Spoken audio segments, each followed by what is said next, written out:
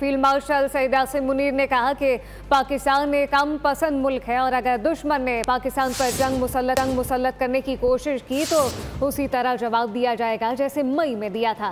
Field marshal ने ऐवान सदर में उर्दन के बादशाह के जाने के बाद इजहार ख्याल करते हुए कहा कि जिस तरह नबी करीम सल्लल्लाहु अलैहि वसल्लम ने अल्लाह ने उनको कामयाबी दी थी, इसी तरह हमारे लोगों को कामयाबी दी। इस दौरान लोगों ने फील्ड मार्शल को खराज तहसीन पेश किया।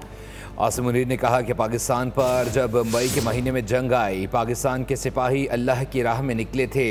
जंग में अल्लाह ताला ने पाकिस्तान को सुरखरू किया। फील्ड मार्शल ने कहा कि पाकिस्तान एक अमन पसंद मुल्क है और दुश्मन ने अगर पाकिस्तान पर जंग मुसल्लत करने की कोशिश की तो इसी तरह जवाब देंगे जैसे मई में दिया था।